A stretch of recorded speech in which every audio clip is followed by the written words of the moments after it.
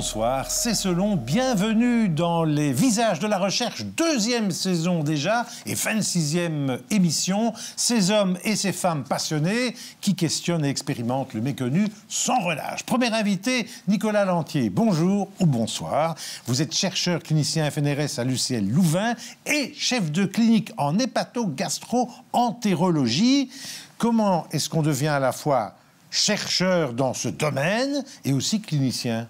Bonjour, c'est suite à un parcours tout d'abord universitaire, oui. Centré, c'est vrai, sur une formation médicale plutôt classique et vers le patient, que l'intérêt pour comprendre les mécanismes de base des maladies, mais aussi certaines maladies dont on ne connaît pas toujours les causes ou qui sont en évolution et qui demandent plus d'attention. Et donc, je suis tombé sur les bonnes personnes à un moment dans mes stages.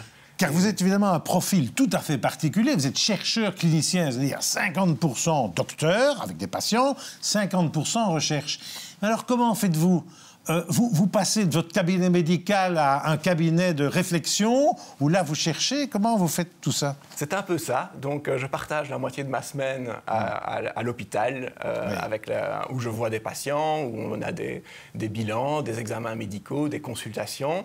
Et l'autre moitié, plutôt recherche. Alors c'est pas spécialement uniquement du laboratoire de recherche avec microscope et analyse, mais c'est aussi toute une organisation de recherche qu'on appelle translationnelle. C'est-à-dire au départ des échantillons, des données de patients, parvenir à faire évoluer ça vers le laboratoire, vers des techniques d'imagerie, pour mettre en évidence des mécanismes. Alors, le fait que, justement, vous soyez un chercheur, est-ce que ça donne plus de sens à ce boulot parce que vous voyez des gens malades qui souffrent et que vous découvrez des choses peut-être que vous n'aviez pas imaginées? Oui, ça, j'en suis tout à fait persuadé et je pense que c'est la force de ce type de mandat qui a la chance d'être soutenu par le FNRS. C'est vraiment sur base de problématiques que l'on voit en consultation, de choses que les personnes nous expliquent, que l'on a tendance à formuler des hypothèses et que l'on a envie de tester par la suite. Oui, et puis vous donnez peut-être on va en parler, des médicaments de recherche, donc les tests gratuits. Donc finalement, vos patients, ils sont ravis que vous soyez en plus chercheur, non? Oui, bien sûr. Justement, dans le domaine dans lequel je m'occupe, il n'y a pas de médicaments actuellement sur le marché. Oui. Et donc, la possibilité, c'est vraiment pour des patients qui ont des maladies sévères, de participer à des essais cliniques et donc parfois de bénéficier de traitements à l'étude. Voyons maintenant votre spécialité, parce qu'on n'en a pas encore parlé. Votre thèse, c'était le foie gras chez la souris. Bon, alors votre thèse était un succès. Maintenant, c'est le foie gras chez l'homme, chez la femme. Pourquoi avoir choisi cela? Parce qu'on ne le soigne pas ou parce qu'on croyait que le foie gras, c'était les alcooliques, pour schématiser, et vous avez découvert avec d'autres, pas du tout. Tout à fait. Donc ça, c'est une nouvelle maladie. Avant, on pensait que le foie gras était uniquement lié à l'alcool. Et c'est pour ça que dans les années 80, quand on a vu les premières maladies sévères, on appelait même ces patients stéatose non alcoolique. Oui. Alors que, finalement, avec le temps, on s'est rendu compte de caractéristiques communes et qu'on est venu seulement depuis 2-3 ans avec une nouvelle dénomination de la maladie, vraiment dire que c'est un foie gras métabolique. Vraiment lié à toutes des caractéristiques qui n'ont rien à voir avec l'alcool. Qui n'ont rien à voir. Par exemple, le sucre, le fait de ne pas beaucoup marcher, d'être plus sédentaire. Ce genre-là. Tout à fait. Et aussi une résistance à l'insuline. Donc, finalement, des mécanismes qui mènent aussi au diabète de type 2. C'est dans ce cadre-là que j'ai fait ma recherche de thèse de doctorat. Le foie gras qui mène à la résistance à l'insuline, qui mène au diabète de type 2 et que je passe maintenant chez l'être humain, mais on est quand même encore obligé parfois de retourner chez l'animal pour comprendre certaines choses. C'est ça. Et donc votre but finalement, c'est de trouver la molécule qui pourrait prévenir tout ça. Alors prévenir ou guérir, mais encore mieux peut-être, la recherche, c'est vraiment d'essayer d'identifier les profils à risque. D'identifier, parce qu'en Belgique, on a environ 20 à 30% de la population qui présente un foie gras, c'est-à-dire des gouttelettes lipidiques au sein du foie, mais seulement 10% d'entre eux vont évoluer vers une maladie plus sévère. Et un petit peu comme chez les patients qui consomment trop de boissons alcoolisées, cela peut mener à une cirrhose et c'est en train de devenir la première indication de transplantation du foie, parce que le foie peut ne plus fonctionner à cause de cette maladie. Mais donc tout le monde, les 20 à 30% de la population, ne vont pas développer de cirrhose. Et donc un des premiers objets de la recherche, c'est de mieux comprendre les mécanismes, d'identifier ces patients à risque.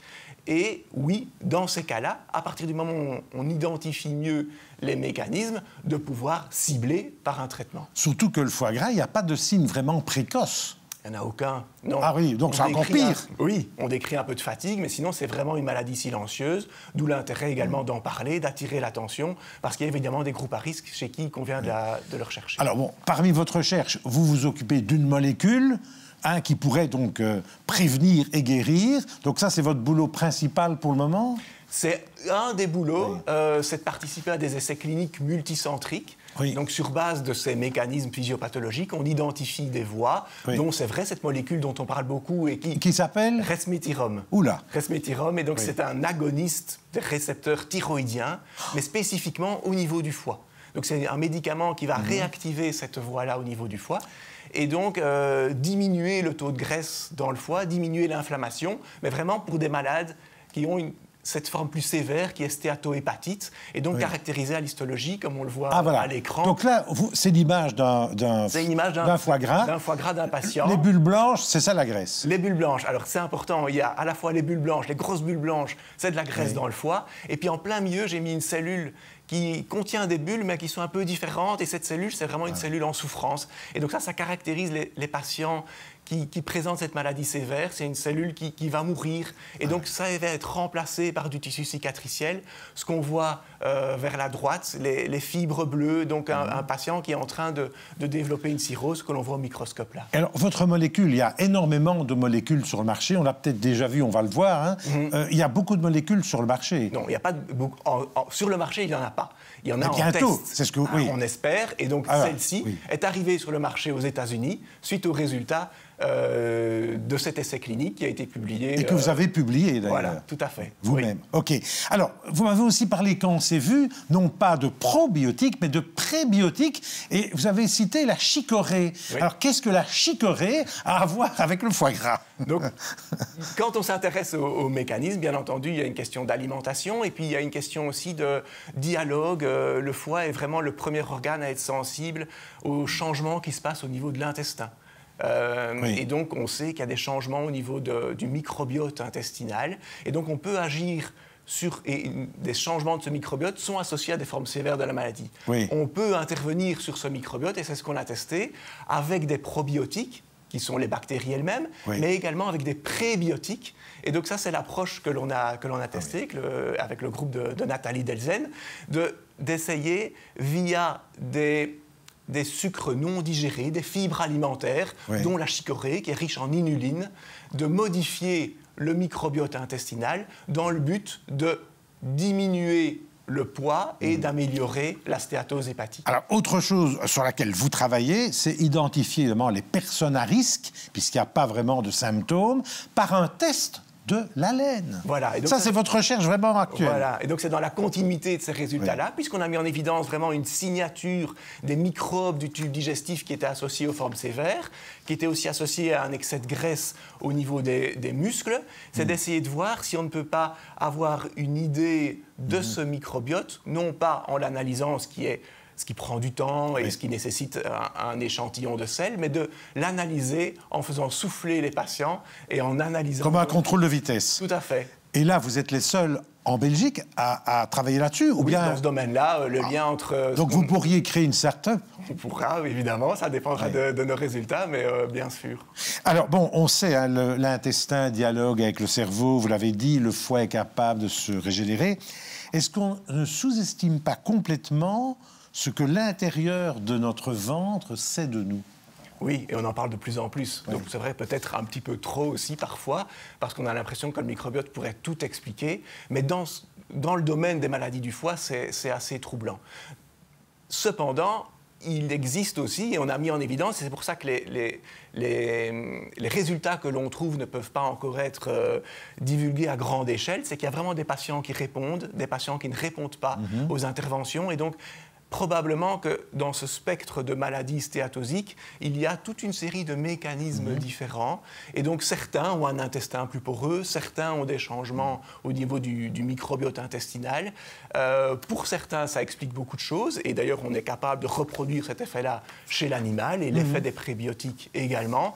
Mais il y a encore énormément de choses à découvrir. Bon, alors vous êtes chef de clinique, j'ai oublié de le dire. Vous êtes en plus chef de clinique. Comment vous faites le week-end, vous prenez un peu de repos ou pas? J'essaye de prendre du repos, mais c'est vrai qu'à la fois, ce qui est intéressant, c'est que le travail à la clinique, il est, quand on a terminé sa journée de consultation, d'endoscopie, on a l'impression d'avoir pu clôturer certains chapitres, même si, évidemment, des patients vont rappeler ou des médecins généralistes. Dans le domaine de la recherche, c'est beaucoup plus compliqué. Donc, ce sont des choses qui ont tendance à nous laisser des idées. Vous avez eu un prix, l'AstraZeneca, tout à fait. Vous avez eu un prix récemment, avec toute votre équipe réunie, d'ailleurs, autour de vous. À l'Académie de médecine. Et donc, ça, c'est une reconnaissance et c'est important aussi dans le domaine de la recherche. C'est le FNRS qui avait été jury pour la remise de ce prix. C'est important parce que ça permet également de demander d'autres fonds et voilà, d'être reconnu. Dernière question, là on est un peu dans l'utopie ou dans le futur. Quel sera, selon vous, le stéthoscope du XXIe siècle?